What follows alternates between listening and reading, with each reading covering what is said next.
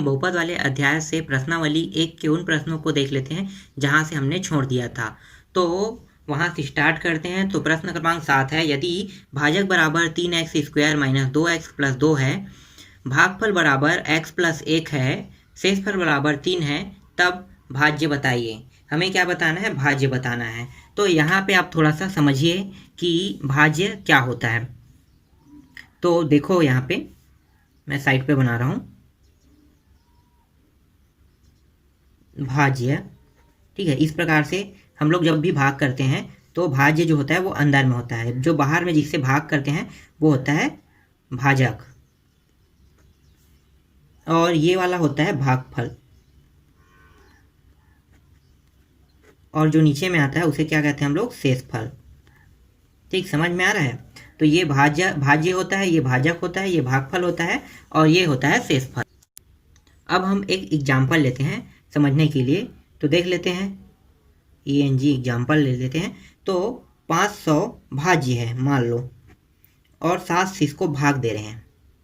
तो 7 से भाग देंगे कितने बार जाएगा? 49, 7 सत्ते 49 हो गया। घटा दो तो कितना बचेगा?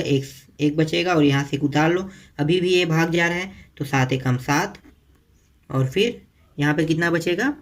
3 बचेगा, और एक बार ये गया। अब इसको हमें क्या करना है? इसे हमें भाज्य वाले सूत्र में मान रख के इसे वापस हमें क्या निकालना है? भाज्य निकालना है। तो कैसे निकलेगा? तो जो ये बड़ा होता है, सबसे बड़ा मान, वही होता है भाज्य होता है। तो वापस देखो, अगर मैं इसको 500 को गायब कर देता हूँ और हमारे पास मान दिया रहेगा, भाजक दिया रहेगा, भागफल दिया रहेगा, शेषफल, तो हम 500 कैसे निकालते हैं? तो इस विधि से हम 500 निकालेंगे। तो यहाँ पे देखो, भागफल गुणित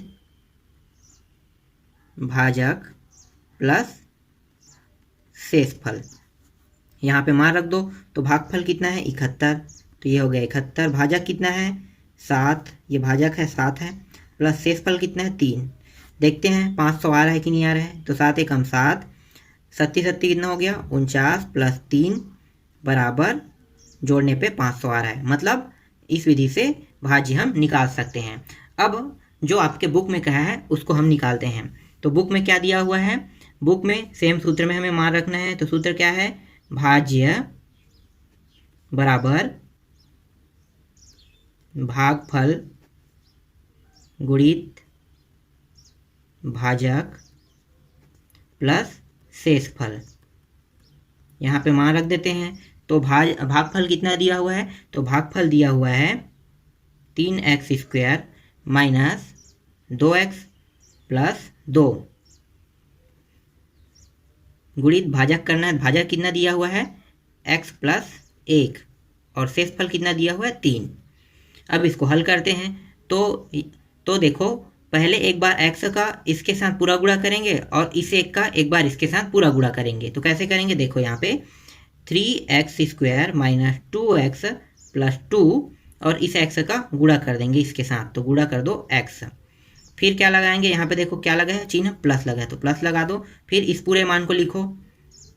तो 3x² - 2x + 2, इसको भी कोष्टक में कर लो, और किससे करना है? 1 से। फिर क्या बचा? +3। तो यहाँ पे लिख लेते हैं +3 बस बचा हुआ है।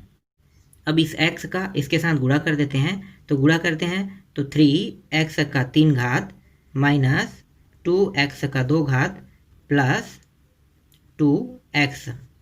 इसके बाद इसके साथ एक का भी इसके अंदर भी गुणा कर देते हैं कोष्टक के। तो 3x² - 2x + 2, एक का गुणा करेंगे तो चौका तो वही मान प्राप्त होगा, फिर +3। अब इन सभी को देखो, जो जो जोड़ है उसको जोड़ दो। तो देखो यहाँ पे x का 3 घात है, और कहीं पे x का 3 घात नहीं है। अब देखो यहाँ पे -2x का वर्ग है, और यहाँ पे देखो माइनस में है, प्लस में है। तो प्लस वाला बड़ा है, तो प्लस चिन्ह को प्लस को ले लेते हैं, और ये दोनों क्या हो जाएंगे? इसमें ये घट गया, तो बचा कितना? x का वर्ग बस बचा। आगे हल करें। अब देखो x वाला देखो, तो ये देखो ये दोनों कट गया, तो इनको काट देते हैं। बचा क्या अब हमारे पास? 3 और 2 5, तो ये बचा 5। भाज्य कितना आया? 3x का 3 घात + x² + 5। तो यहाँ पे लिखो, अतः अतः भाज्य बराबर 3x² प्लस x² प्लस 5, ये क्या है आपका आंसर। ठीक, समझ में आया आपको? तो इस तरह से भाज्य निकाला जाता है। अब हम लोग देख लेते हैं प्रश्न क्रमांक 8 को। तो प्रश्न क्रमांक 8 है, यदि भाजक बराबर 4 - 7, भागफल बराबर x + 1, शेषफल बराबर 0 है, तब भाज्य बताइए। तो हमें क्या निकालना है? हमें इसमें भी भाज्य निकालना है। तो अब डायरेक्ट रखते हैं हम लोग। भाज्य बराबर, सूत्र पहले लिख लेते हैं, भागफल गुणित भाजक प्लस शेषफल।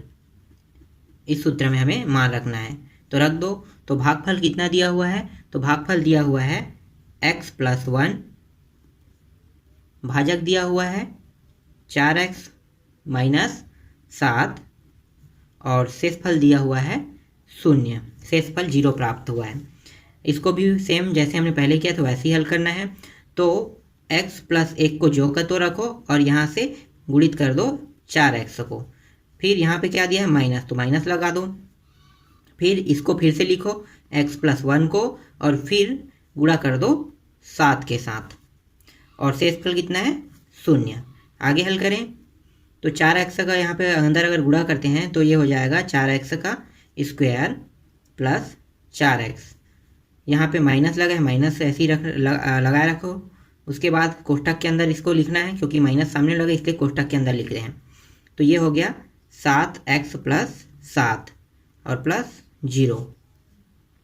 अब आगे 4x² प्लस 4x, इस माइनस को अंदर गुणा कर दो तो ये -7x और ये भी जो प्लस है वो भी क्या हो जाएगा? ये भी माइनस हो जाएगा, ये -7।